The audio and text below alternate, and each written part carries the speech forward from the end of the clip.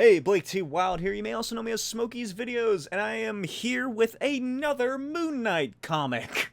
The third video I've done on Moon Knight. I don't know if they're that popular, but I really do like this issue. I think it's a really cool comic book, and I would like to see more done with the characters that appear in it. I think it's just a cool premise. It's just a one-off comic. You don't have to read anything else. It's just fun. And it's also from that weird Marc Spector Moon Knight series from the 90s that I previously covered, which sucks. Those were some bad issues, and I did not enjoy it, but check it out anyway. It's a fun video. And this one issue, is also weirdly similar to Scott Snyder's Dark Knight's Metal. It deals with an evil, demonic Moon Knight, and the multiverse, and like all these other Moon Knights, and like the evil Moon Knight wanting to absorb like the powers of Moon Knight or whatever. It's just odd that these two things combine together so well. You'll see. But what you'll also see is me at Tucson Comic-Con, September 1st to the 3rd, 2023. If you're in the Tucson, Phoenix area, stop on by, see me at booth A153, and you can pick up Destructo Boy, issues 1, 2, 3, 4, and 5. Look at this fan of D-Boy that I have. Look at that. Those are all 5 issues of Destructo Boy. Complete package of a series. Fun for the whole family. Great little sci-fi zany stories. Or if you're not able to attend the convention, stop by my Etsy shop, blaketwild.etsy.com, and you can pick it up there. Each purchase of a comic comes with a free sketch. So if you haven't purchased any of these, you want to go all out, buy all 5, you can get a free head sketch per book. So that'll be 5 free sketches of any character of your choosing. I will draw and include in here along with my fine autograph. But that is not all. You can also pick up the Custodians, Agents of Cross. What happens when the only superheroes that can save the world are an intelligent baboon, a pyrokinetic teenager, the world's smartest man with the power of elasticity in his right arm, and a 4-armed werewolf? We'll find out in this exciting 6-issue series. The first issue is out now. It is a double-sized book, 64 pages. Each issue is going to be between 40 to 60 pages. I'm going all out on this. It is just the most bang-for-your-buck comics you can get. Fun, 60s, Silver Age inspired, as you can tell from this fake ad that I made in the back. Book is just chock full of fake advertisements, as you can see here, made entirely by myself. Check it out. BlakeTWild@Etsy.com, or check me out at Tucson Comic-Con this weekend. And I will also be at YumaCon, October 7th and 8th. If you're in southern Arizona, southern California sort of area, head on by to YumaCon, a nice small local comic convention. A bunch of anime stuff is usually there as well, and pop culture in general. I will be there selling my wares, as well as all of my posters and whatnot. Thanks. Released in 1992, written by Terry Cavagnaw with art by Gary Kappas, Kelly Jones, Norm Brayfogle, James Fry, and inked by Tom Palmer, Klaus Janson, John Beatty, Carl Kessel, and Ty Templeton. This is Moon Knight, Multiverse Madness. This book deals with the classic Marvel storyline Infinity War. So that means that it involves the Magus, evil Adam Warlock, creating evil doppelgangers of the Marvel superheroes. I did cover one of those issues previously. It was a Fantastic Four book where Reed Richards goes bad. So check that out. It's a odd little book. Moon Knight is dealing with his evil doppelganger called Moonshade, who, according to the captions and flashbacks involving Franklin Richards and his evil doppelganger, has now been made into a creature far more powerful than the Magus' other evil doppelgangers, and is now imbued with pan-dimensional energies, and has somehow absorbed Moon Knights from across the multiverse. Somehow. That's just what happened. Meaning that Moonshade has just been able to psychically link to every other Moon Knight in the multiverse, except for like a handful who were saved thanks to Marc Spector Moon Knight's interference with Moonshade's weird multiversal energy essence stealing. I don't know how to explain it. He's eating other Moon Knights. It's fucking Spider-Verse, but with Moon Knights. Anyway, Moonshade punches Moon Knight through the fabric of reality and into a universe that is dark and gritty with the constant presence of a certain television news reporter. Moonshade and Knight battle as they plummet to the ground of this strange alternate Manhattan. Moon Knight uses his Moon Truncheon to stab Moonshade, which frees him from the creature's clutches and he soars away. Moon Knight then skillfully maneuvers and slams Moonshade into the street when a voice cries out from above. Hold, costume strangers. Skyline City is under the sworn protection of Dark Moon. And Frank Miller's Batman Moon Knight named Dark Moon arrives on the scene. So you can see where this comic is going. Moonshade attempts to psychically destroy him, but Dark... Fuck me. There are so many moon-based words in this script, it is ridiculous. Dark Moon's Angel Wing opens fire. As Moonshade and Dark Moon fight, Moon Knight grapples onto a gargoyle and swings into action and steals... Moonshade's headset? Where did that come from? It wasn't in the previous pages. Maybe it was something in the previous issue? I don't know. I'm never gonna read it. Apparently, it's some device that Moonshade was using to, I guess, psychically attack the Moon Knights?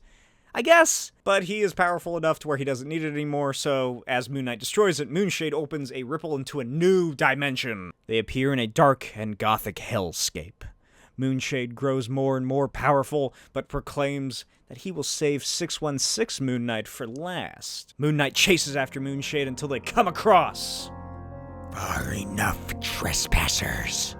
The Isle of Man Hades is the private feeding ground of Moonfang.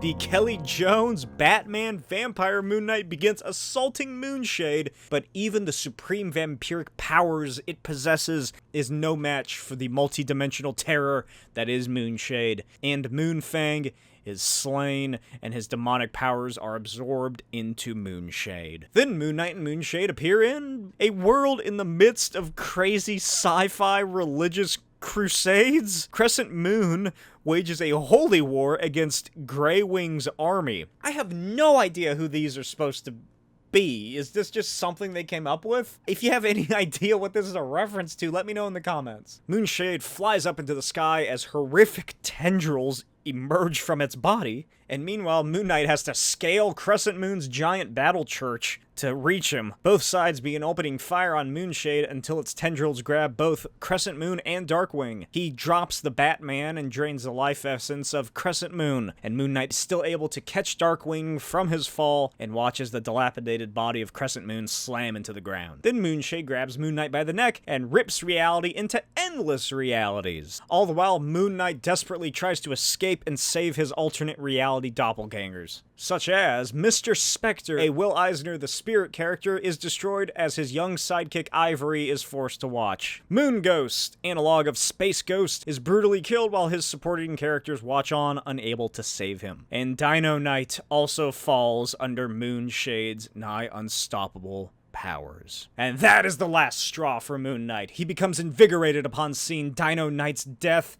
and gains his second wind and escapes the horrible prison of Moonshade's tendrils. Unfortunately, Moonshade easily disposes of Marc as he takes the life of yet another Moon Knight named the Moon Maid. Marc realizes he's about to drown since he's in the middle of a mermaid city. He spots Moonshade's suffocating Moon Maid above the surface and grapples onto him as Moonshade journeys into yet another world. He taunts Moon Knight yet again, claiming he has but one final world to conquer. Creeping craters, Moon Man. He looks an awful lot like you. As does the bully with the big teeth, Moon Boy. And Cosmopolis isn't big enough for three of us.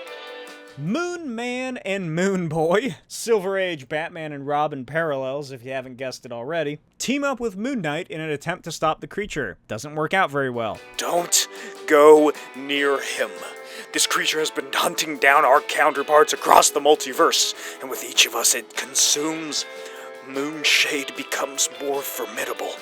We appear to be the last two on the menu. Any ideas on how we can decline dinner politely, Moon Knight? Not yet. My dimensional state already offers many advantages. With the absorption of the last two Moon Knights in the multiverse, I will finally be complete and omniversal. Leaping leg locks! This thing won't let go! Help! No! You can have the brat. Dinner is served. I won't let you murder another living being, demon! Ugh! He's still breathing, but Moon Knight's already being drawn into that creature. You can do nothing, Moon Knight. Nothing but be devoured, body and soul. If the only true reality is in your immediate area, Moonshade, I'll just have to work from the inside out! Moon Knight stabs his adamantium moon truncheon into Moonshade, extends it, and electrifies it, causing Moonshade to rupture and just explode into nothing. Moon Knight then helps Moon Man up as he explains that he theorized Moonshade had a vulnerability to adamantium after their first bout, but he never had the chance to get close enough to attempt anything. Then he realizes that he's now trapped in this alternate universe and is the last functioning Moon Knight in the Omniverse. Then he feels his entire body, atom by atom, deteriorating away into nothing but a blank white abyss. The end. Let me know what you thought of this issue in the comments below. What do you think of Moon Knight interacting with this strange multiversal adventure and this creature? Like I said at the beginning, love this book. I love metafiction. I love this whole multiversal ordeal of just not even like, oh, we went to a different universe where things are drawn by the same artist. I love the fact that they got these artists to emulate either the styles of the artists they were going for, or like Kelly Jones. They got fucking Kelly Jones to come in and draw his style of a vampire Moon Knight based off of his vampire Batman. I absolutely love that. That's one of the reasons that I loved the Spider-Verse movies so much, is that each universe has these distinct art styles that just mesh together. Although I do like the fact that when Moon Knight and Moonshade go to these universes, they adapt into that art style. I think that's also a very cool idea. It's a cool little story arc. It's a one and done, just a little quick issue, so it just speeds by. And I think they should bring Moonshade back. Why not? They're doing fucking Spider-Verse again for like the third time. They're doing the Gwen fucking clone multiverse, whatever. They did the Miles multiverse. They did, Jessica Jones, I think, got one. Why not Moon Knight? The Moon Knight verse. Moon Knight honestly makes more sense to have multiversal adventures than fucking Spider-Man. Why and how did Spider-Man become the quintessential poster boy of the multiverse anyway? He's the friendly neighborhood Spider-Man, and he's also dealing with fucking vampires from the multiverse who eat other Spider-Man. I never enjoyed that. I never thought it sat well with me. Even though I love the new Spider-Verse film, I just don't like that Spider-Man, of all people, the most relatable of all Marvel characters, is part of, like, a multiversal aspect, and is always constantly aware that he is now, at this point. I never enjoyed it. I don't like it. It feels wrong that a character so street level as him is he's here in the street level, and then he's all the way in the opposite side of the fucking spectrum in Multiverse. And there's, like, very little in between for a lot of Spider-Man books. Anyway, this is about a Moon Knight in this comic. I really love it. I think Moonshade would be a great villain to bring back. Nothing comes of this, actually, because in the next issue, Moon Knight, the first panel of the first page, he's floating in the white abyss of the empty page. And then in the next panel, he's just back on 616 Earth. He rematerializes there and goes to join the events of Infinity War. Missed chance, missed opportunity to do something really cool with Moon Knight. But hey, the entire 90s was more or less a missed opportunity for mainstream comics. And hey, maybe all the other Moon Knights were reformed after the destruction of Moonshade. Maybe, like, the shockwaves sent out from his explosion brought their essences back to life or something throughout the multiverse. But it doesn't really matter anyway, because the multiverse was destroyed in Secret Wars from 2015 and then recreated. So hey, all the Moon Knights are back. We can see these guys again sometime. Probably not. Because this is not the route they would take with Moon Knight now. Not at all. And that's a shame, because this is a really fun story. But those are my thoughts. As always, make sure to like and subscribe. I don't think I've ever said that on now that I think about it. But yeah, like and subscribe if you enjoyed this. Stay tuned for more. Again, check me out, Tucson Comic Con, September 1st to the 3rd, 2023, in YumaCon, October 7th and 8th, and my Etsy store, blaketwild.etsy.com, for great comics such as The Custodians, Agents of Cross, and all 5, 1, 2, 3, 4, and 5 issues of Destructo Boy, a book about a little robot man on a giant space station that battles increasingly ridiculous villains as the series goes on. I'll see you next time. Bye.